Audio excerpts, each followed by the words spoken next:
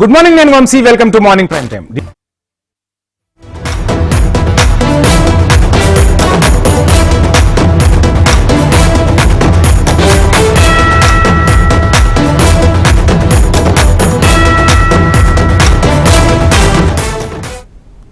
Telangana CM Revanth Reddy Congress party ఎమ్మెల్యేలు ఎమ్మెల్సీలకు ఇవాళ అవగాహన సమావేశం నిర్వహించనున్నారు. రాష్ట్రంలో గోదావరి, కృష్ణానది పరివాహక ప్రాంతాల్లో ఉన్న ప్రాజెక్టులపై ప్రజాప్రతినిధులకు అవగాహన కార్యక్రమం ఏర్పాటు చేశారు. ప్రజాభవన్లో సాయంత్రం 6 గంటలకు ఈ సమావేశం నిర్వహించనున్నారు. ఇక రేపు అసెంబ్లీలో ఇరిగేషన్ శాఖపై ప్రభుత్వం శ్వేతపత్రం విడుదల చేయనుంది. ఈ క్రమంలో ప్రజాప్రతినిధులకు అవగాహన తరగతులు నిర్వహించనున్నారు. ఈ సందర్భంగా ప్రజాప్రతినిధులకు CM, deputy CM, irrigation minister అవగాహన కల్పించనున్నట్టు తెలుస్తోంది.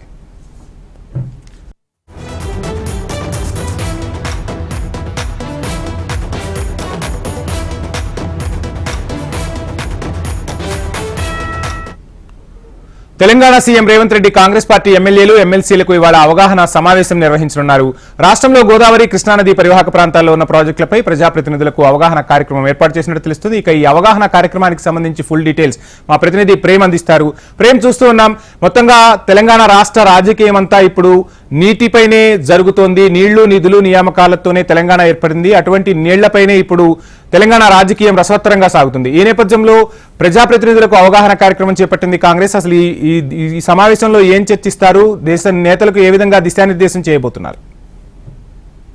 అయితే వంశీ, ఇప్పుడు రాష్ట్ర వ్యాప్తంగా కూడా అసెంబ్లీలో ఒకవైపు గ్యారంటీలు, బడ్జెట్, హామీలు, అమలు, వాటన్నిటిపై చర్చలు జరుగుతున్నాయి. మరొక కీలక అంశంపై కూడా చర్చ చేస్తుంది కాంగ్రెస్ పార్టీ. ఒకవైపు బీఆర్ఎస్ ఏమో కేఆర్ఎంబి కృష్ణా రివర్ మేనేజ్మెంట్ బోర్డుకు సంబంధించి కృష్ణా నది పరివాహక ప్రాంతాల్లో ఉన్నటువంటి ప్రాజెక్టులన్నింటినీ కూడా కేఆర్ఎంబికి అప్పగిస్తూ కాంగ్రెస్ ప్రభుత్వం నిర్ణయం తీసుకుంది. దాని ద్వారా ఉమ్మడి మహబూబ్ నగర్, నల్లగొండ జిల్లాలకు తీవ్రమైన నష్టం జరుగుతుంది. దీంతో తాగునీటికి కొంత ఇబ్బంది అయ్యే అవకాశం ఉంది. కాబట్టి అక్కడి జనాలను ఉద్దేశించి 13వ తేదీ బీఆర్ఎస్ పార్టీ అక్కడ ఒక సమావేశాన్ని ఉమ్మడి నల్లగొండ జిల్లాలో ఏర్పాటు చేసింది. ఒకవైపు కాంగ్రెస్ కూడా 13వ తేదీ కాళేశ్వరాన్ని తీసుకొని, ఒకవైపు బీఆర్ఎస్ ఏమో కృష్ణా రివర్ మేనేజ్మెంట్ బోర్డుకు సంబంధించినటువంటి కృష్ణా పరివాహక ప్రాంతాల్లో ఉన్నటువంటి ప్రాజెక్టులు, దానివల్ల కేఆర్ఎంబికి ఇవ్వడం వల్ల జరిగే నష్టాలపై బీఆర్ఎస్ చేస్తుంటే, కాంగ్రెస్ కు సంబంధించి కాళేశ్వరం దాదాపు 95,000 కోట్లతోటి కాళేశ్వరం ప్రాజెక్టును నిర్మించింది బీఆర్ఎస్ పార్టీ. దీంతో ఇప్పటికే 2 బ్యారేజీలు ఏదైతే కూడా కొంత ఉన్నటువంటి పిల్లర్లు కుంగిపోయినాయి. దాంతో అక్కడ జరిగినటువంటి నష్టము, ప్రజలకు దాని ద్వారా తెచ్చినటువంటి అప్పులు, ఇప్పటి వరకు కాళేశ్వరం ద్వారా ఈ కట్టినప్పటి నుండి ఇప్పటి వరకు వచ్చినటువంటి సాగునీరు ఎంత మేరకు వచ్చింది, దాంతో అయినటువంటి విద్యుత్ ఖర్చు ఎంత, ఒకవేళ ప్రాజెక్టు గనక మనం పూర్తి స్థాయిలో వినియోగిస్తే ఎంత మేరకు ఖర్చు అవుతుంది, దాని ద్వారా జరిగేటువంటి లాభాలు, నష్టాలు, వాటన్నిటిపై కూడా ఇప్పుడు జరిగేటువంటి ఈ రోజు సాయంత్రం ప్రగతి భవన్ లో కాంగ్రెస్ ఎమ్మెల్యేలు, ఎమ్మెల్సీలకు రాష్ట్ర వ్యాప్తంగా ఉన్నటువంటి కృష్ణా నది పరివాహక ప్రాంతాల్లో ఉన్నటువంటి ప్రాజెక్టులు కానీ, గోదావరి నది పరివాహక ప్రాంతాల్లో ఉన్నటువంటి ప్రాజెక్టులు అన్నిటిపై కూడా ఒక పవర్ పాయింట్ ప్రజెంటేషన్ లాగా. ఎందుకోసం అంటే కొత్తగా ఏర్పడినటువంటి ఎమ్మెల్యేలే ఎక్కువ శాతం ఉన్నారు. కాబట్టి వారికి ప్రాజెక్టులపై అవగాహన కల్పించాలని చెప్పి కాంగ్రెస్ పార్టీ భావించింది. దాంట్లో భాగంగానే ఈ రోజు సాయంత్రం వైపు సీఎం, డిప్యూటీ సీఎం బట్టి విక్రమార్క, ఇరిగేషన్ శాఖ మంత్రి, వీరు ముగ్గురు కూడా ఈ ఉన్నటువంటి కాంగ్రెస్ ఎమ్మెల్యేలు, ఎమ్మెల్సీలు, ప్రజాప్రతినిధులు అందరికీ కూడా రాష్ట్రంలో ఉన్నటువంటి 2 నదుల పరివాహక ప్రాంతాల్లో ఉన్న ప్రాజెక్టులన్నిటిపై కూడా అవగాహన కల్పిస్తారు. ఇంకోటి, రేపు ఇరిగేషన్ శాఖపై కూడా అసెంబ్లీలో ఒక శ్వేతపత్రం బీఆర్ఎస్ పాలనలో కట్టినటువంటి ప్రాజెక్టులు అన్నిటిపై కూడా ఒక శ్వేతపత్రం విడుదల చేస్తారు. దీంతో పాటుగా ఎల్లుండి మేడిగడ్డకు సంబంధించినటువంటి పర్యటన కాంగ్రెస్ కాదు, ప్రజాప్రతినిధులందరినీ కూడా, ఎమ్మెల్యేలు, ఎమ్మెల్సీలు అందరినీ తీసుకుపోతామని చెప్పేసి ఇప్పటికే ప్రభుత్వం ప్రకటించింది. కాబట్టి ఈ రెండింటిని ఉద్దేశించి ఈ రోజు అసెంబ్లీలో కానీ, లేకపోతే భవిష్యత్తు ఇరిగేషన్ పై చర్చ వచ్చిన ప్రతిసారి కూడా ఏ విధంగా మాట్లాడాలి, ఇప్పటి వరకు గోదావరి బేసిన్ లో మన ప్రాంతానికి రావాల్సినటువంటి వాటా గాని, గతంలో కేటాయించినటువంటి కేటాయింపులు గాని, ఇప్పుడు కృష్ణా నది పరివాహక ప్రాంతాల్లో కృష్ణా బేసిన్ లో మనకు వచ్చేటువంటి వాటా గత ప్రభుత్వం ఎంత చేసిందనే దానిపై కూడా స్పష్టంగా ఎమ్మెల్యేలకు, ఎమ్మెల్సీలకు అయితే ఒక అవగాహన కార్యక్రమం అయితే ఏర్పాటు చేయనున్నారు. సాయంత్రము 6 గంటలకు. ఒకవైపు ఇప్పటికే మొన్నటికి మొన్న కూడా జరిగినటువంటి దాంట్లో కూడా సమావేశాలు, అసెంబ్లీ సమావేశాల్లో ఇప్పటికే శ్వేతపత్రం విడుదల చేస్తాం, పవర్ పాయింట్ ప్రజెంటేషన్ అన్నది. ఇప్పుడు ఈ సాయంత్రం ఆ కార్యక్రమం తర్వాత రేపు ఎల్లుండి ఆ కార్యక్రమాలకు కొంత కాంగ్రెస్ ఎమ్మెల్యేలకు ఎమ్మెల్సీలకు అవగాహన పెరిగే అవకాశం అయితే ఉంటుందని కాంగ్రెస్ పార్టీ భావిస్తుంది. వంశీ, ప్రేమ్, చూస్తున్నాం రేపు ఇరిగేషన్స్ కి సంబంధించి పవర్ పాయింట్ ప్రెజెంటేషన్ కూడా అసెంబ్లీలో అధికార పక్షం ఇవ్వనున్నట్టు తెలుస్తుంది. దీనికి సంబంధించి అప్డేట్స్ ఏమైనా అందుతున్నాయా? అయితే మొదట శ్వేతపత్రం అనుకున్నారు. ఇప్పటికీ మనం అనుకున్నట్టుగా కేఆర్ఎంబి వర్సెస్ అయితే కాళేశ్వరం ప్రాజెక్టు దీన్ని ఉద్దేశించే మొత్తం రాష్ట్ర వ్యాప్తంగా, ఒక ప్రాజెక్ట్ ఎందుకు, రాష్ట్ర వ్యాప్తంగా మీరు కట్టినటువంటి ప్రాజెక్టులు ఎస్టిమేషన్స్, గతంలో అనుకున్న ఖర్చు ఎంత, మీరు ఖర్చు పెట్టిన ఖర్చులు ఎంత, వాటన్నిటిపై కూడా ఇప్పటికే అన్ని రాష్ట్రంలో నిర్మించినటువంటి వాటన్నిటిపై కూడా ఒకటి. మరొక వైపు పెండింగ్ ప్రాజెక్టుల విషయంలో చాలా తక్కువ ఖర్చు పెడితే ఉమ్మడి నల్గొండ జిల్లా, మహబూబ్ నగర్, ఖమ్మం, వరంగల్ లాంటి ప్రాంతాల్లో చాలా ప్రాజెక్టులు పూర్తయ్యేవి, కానీ పూర్తి చేయలేదు. వాటన్నిటిని కూడా జనాల ముందు ఉంచాలని చెప్పేసి కాంగ్రెస్ పార్టీ భావిస్తుంది. దాంట్లో భాగంగానే రేపైతే శ్వేతపత్రం విడుదల చేయాలని చెప్పేసి అది చూస్తుంది. Vamsi, thank you Prem.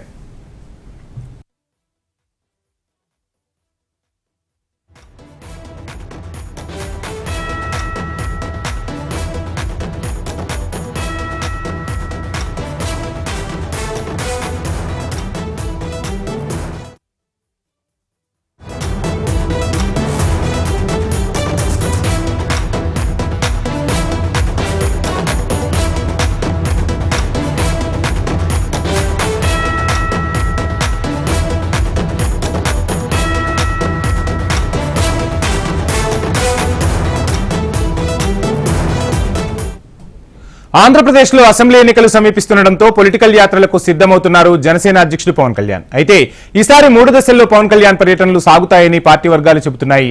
పొత్తుల దృష్ట్యా మొదటి దశలో జనసేన, టీడీపీ లీడర్లను, క్యాడర్లను సమన్వయం చేసే అవకాశం ఉన్నట్లు తెలుస్తుంది.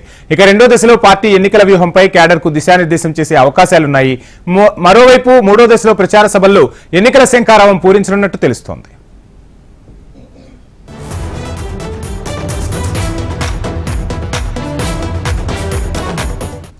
ఇక పొత్తులో భాగంగా టీడీపీ, జనసేన నేతలతో నియోజకవర్గాల వారీగా వరుస సమావేశాలు చేపట్టనున్నారు పవన్.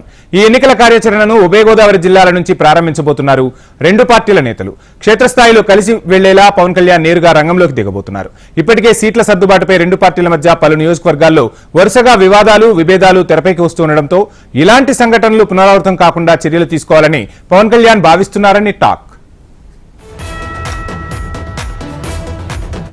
ఇందులో భాగంగానే పవన్ తొలి దశలో టీడీపీ, జనసేన పార్టీల నేతలతో భేటీ అయి వారి మధ్య గ్యాప్ లేకుండా కలిసి వెళ్లేలా యాక్షన్ ప్లాన్ సిద్ధం చేస్తున్నారు.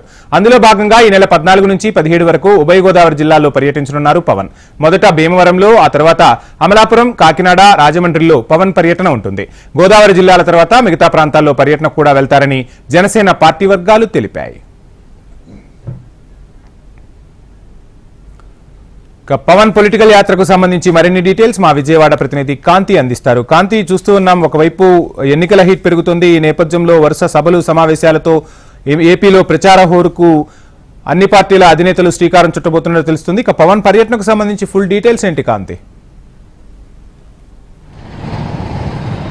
వంశీ, పవన్ కళ్యాణ్ ఏదైతే తన 3 రోజుల పర్యటనను ఖరారు చేశారు. 14వ తేదీ నుంచి 3 రోజుల పాటు మొదటి దశలో ఈ పర్యటన ఉండబోతోంది.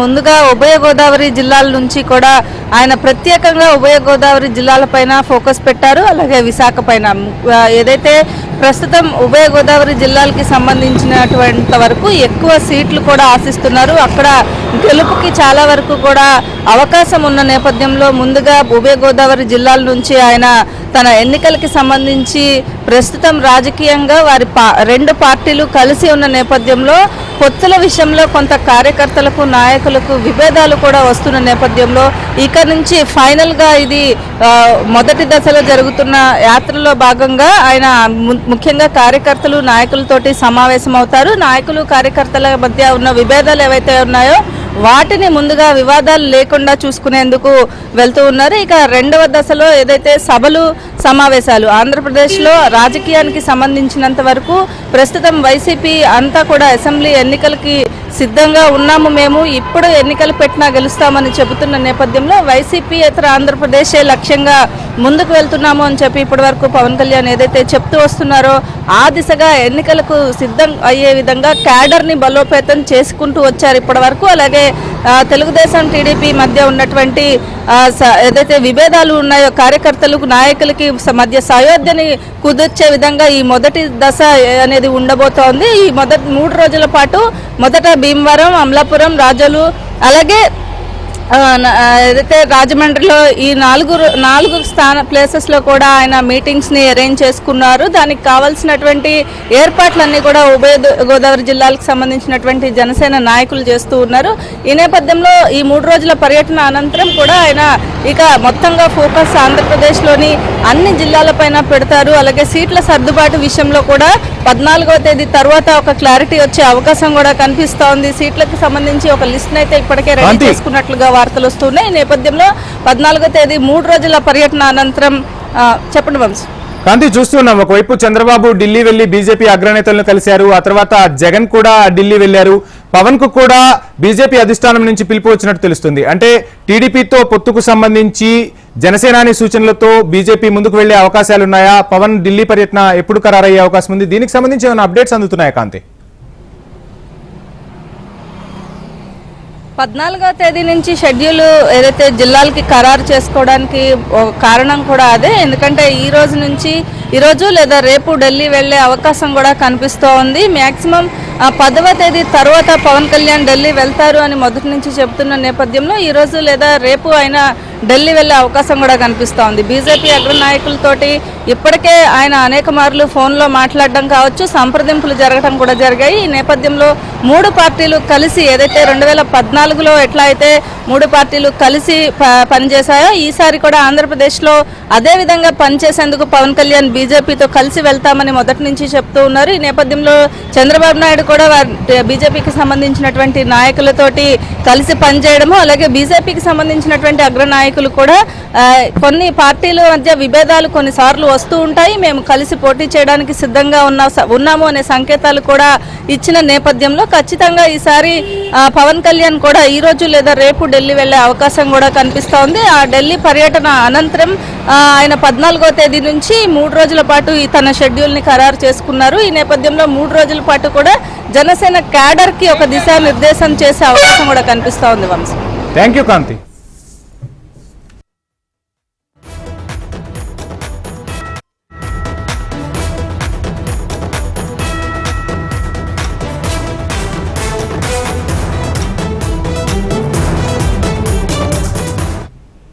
మరో బ్రేకింగ్ చూస్తున్నాం. కర్నూలు జిల్లా కొడుమూరులో లోకల్ నాన్ లోకల్ వివాదం ముదిరిపోతోంది. ఇన్ఛార్జీల మార్పుల్లో భాగంగా ఆదిమలపు సతీష్ కు కొడుమూరు నియోజకవర్గాన్ని కేటాయించారు హైకమాండ్.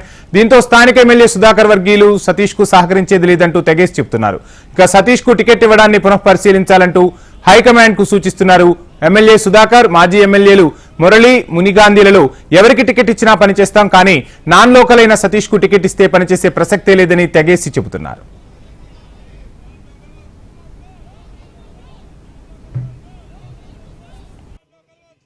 నియమించారు. అతని మా వద్దకు కానీ ఒక ఎంపీటీసీ దగ్గర కానీ ఒక సర్పంచ్ దగ్గర కానీ ఎవరి దగ్గర వచ్చి కలిసే పరిస్థితుల్లో ఆయన లేడు. పార్టీ కార్యకర్తలకు ఎవరికి అందుబాటులో లేని పరిస్థితి ఆయనది. ఈ విధమైన పద్ధతుల్లో నడుచుకుంటే ఆదిమూలం సతీష్ గారికి మేము సపోర్ట్ చేసే ప్రసక్తి లేదు. ముఖ్యంగా ఈ ఆదిమూలం సతీష్ అనే వ్యక్తి నాన్ లోకల్, ఏ కార్యకర్తకు ఆయన అందుబాటులో లేడు. సరైన నిర్ణయం తీసుకోకపోతే పార్టీ గెలిచే పరిస్థితి లేదు. ఇన్ఛార్జిగా ఆదిమూలం సతీష్ని నియమించారు. అతని మా వద్దకు కానీ ఒక ఎంపీటీసీ దగ్గర కానీ ఒక సర్పంచ్ దగ్గర కానీ ఎవరి దగ్గర వచ్చి కలిసే పరిస్థితుల్లో ఆయన లేడు. పార్టీ కార్యకర్తలకు ఎవరికి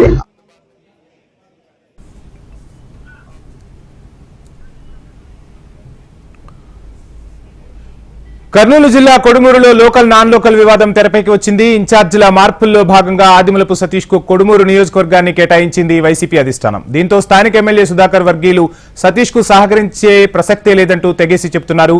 ఇక కొడుమూరు వైసీపీ అసమ్మతి సెగకు సంబంధించి మరిన్ని డీటెయిల్స్ మా ప్రతినిధి హరికిషన్ అందిస్తారు. హరికిషన్.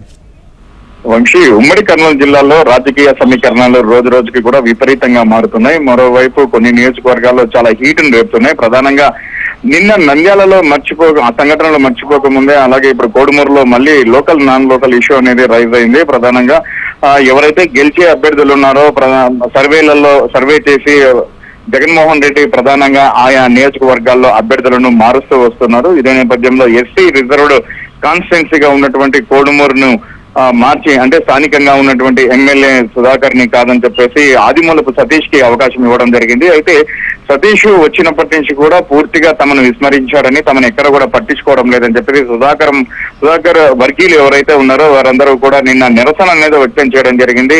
ఇప్పటి వరకు కూడా తమను కలుపుకొని పోయేటటువంటి ప్రయత్నం కూడా చేయలేదు. కేవలం కోట్ల హర్షవర్ధన్ రెడ్డి ఒక్కని మాట మాత్రమే వింటున్నాడు, తమను ఎక్కడ కూడా పట్టించుకోవడం లేదనేటువంటి ఆరోపణలు చేస్తూ, అలాగే సుధాకర్ కి అంటే ప్రస్తుతం ఉన్నటువంటి సుధాకర్ తో పాటు లేకపోతే మాజీ ఎమ్మెల్యేలు మురళి గాని లేదంటే మణిగాంధీలకు కానీ ఎవరికో ఒకరికి అవకాశం ఇవ్వాలి. వాళ్ళందరూ కూడా స్థానికంగా నియోజకవర్గంలో ఉన్నటువంటి నేతలు, వారు తమను కలుపుకొని పోయేటటువంటి నేతలు, తమ సమస్యలను పరిష్కరించేటటువంటి నేతలు కాబట్టి వారికి అవకాశం ఇవ్వాలని మరొకసారి అధినేత ఈ విషయం పైన పునరాలోచించుకోవాలని చెప్పేసి కూడా వారు డిమాండ్ చేయడం జరిగింది. అలా కాదని ఆదిమూలపు సురేష్ కి కంటిన్యూ చేసేటటువంటి ప్రయత్నం చేస్తే ఖచ్చితంగా తామందరం కూడా సహకరించేది లేదని, అవసరమైతే తాము పార్టీ మారేందుకు కూడా సిద్ధంగా ఉన్నామన్నటువంటి ఒక సంకేతాలను అయితే పంపడం జరిగింది. మరోవైపు దీని మీద ఇప్పటికే సతీష్ కూడా స్పందించారు.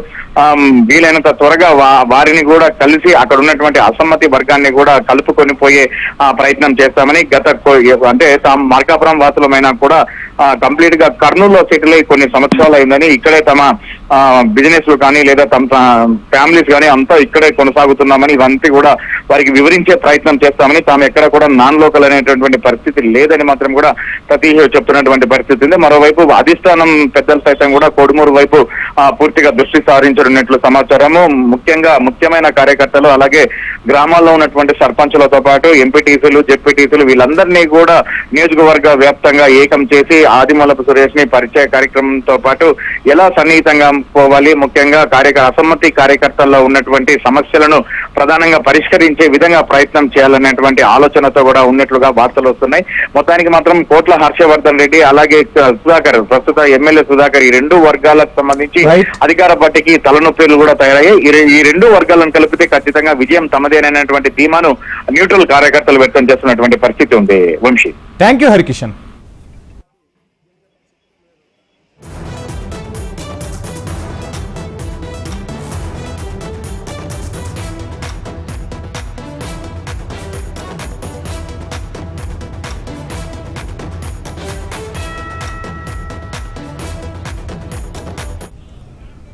అండర్-19 వరల్డ్ కప్ లో అంతిమ సమరానికి సమయం ఆసన్నమైంది. దక్షిణాఫ్రికాలోని బెనోని వేదికగా ఇవాళ టైటిల్ పోరు సాగనుంది. టోర్నీ ఫైనల్ మ్యాచ్ లో భారత యువ క్రికెటర్లు ఆస్ట్రేలియాను ఢీకొట్టబోతున్నారు. టోర్నీలో అజేయంగా ఫైనల్ చేరింది భారత్. ఈ నేపథ్యంలో వరల్డ్ కప్ ఫైనల్ పై భారత అభిమానులు భారీ అంచనాలు పెట్టుకున్నారు. మరి భారత్ ఆస్ట్రేలియా మ్యాచ్ పై క్రికెట్ అభిమానులు ఏమంటున్నారో మా ప్రతినిధి ఆర్కే మరిన్ని వివరాలు అందిస్తారు. సేపట్లో భారత్ ఆస్ట్రేలియా మధ్య అండర్-19 వరల్డ్ కప్ ఫైనల్ జరగబోతుంది. ఖచ్చితంగా భారత్ గెలుస్తుందని అభిమానులంతా కూడా ఆశిస్తున్నారు. అదే సమయంలో మ్యాచ్ ఎలా ఉండే అవకాశం ఉంది, మన ప్లేయర్స్ పూర్తి స్థాయి ఏ విధంగా పర్ఫార్మెన్స్ చేసే అవకాశం ఉంది అనేది కోచ్ అలాగే ఎవరైతే ట్రైనింగ్ తీసుకుంటున్నారో, క్రికెట్ ట్రైనింగ్ తీసుకుంటున్నారో ఆ పిల్లలంతా కూడా ఉన్నారు, వాళ్ళతో కూడా మాట్లాడించే ప్రయత్నం చేస్తుంది. సార్, ఎలా ఉండే అవకాశం ఉందంటారు ఈరోజు? ఎందుకంటే అజేయంగా ఫైనల్ కి భారత్ వచ్చింది, అదే సమయంలో ఆస్ట్రేలియా కూడా వచ్చింది. భారత్ ఆస్ట్రేలియా ఏదైతే ఇటీవల మనం ఓడిపోయాం మెయిన్ టీమ్ లో, ఈసారి గెలిచే అవకాశాలు ఏ స్థాయిలో ఉన్నాయంటారు? యాక్చువల్లీ అండర్-19 అయితే మన దగ్గర నుంచి ఇప్పటివరకు చాలా సార్లు ఆడిర్రు. మన వాళ్ళు ఫైనల్ వెళ్ళి ఫైనల్ తీసుకురావడం అనేది అది రేర్ గా జరుగుతున్నది. కాకపోతే ఇప్పుడు మన దగ్గర బ్యాట్స్మెన్ కూడా బాగున్నారు. అండర్-19 ఇలా ముషీర్ ఖాన్ కానీ, ఇప్పుడు మన కెప్టెన్ కానీ, ఇప్పుడు సచిన్ దాస్ కానీ మంచి పర్ఫార్మెన్స్, కులకర్ణి కానీ, ఇప్పుడు మన హైదరాబాద్ ప్లేయర్ కూడా ఇద్దరు ఉన్నారు. అంటే అందరు పర్ఫార్మెన్స్ అయితే బాగా చేస్తున్నారు. బ్యాలెన్స్డ్ ఉంది టీము అండర్-19ది. కాకపోతే 100% అయితే మనం గెలవచ్చు అని నేను అనుకుంటున్నా.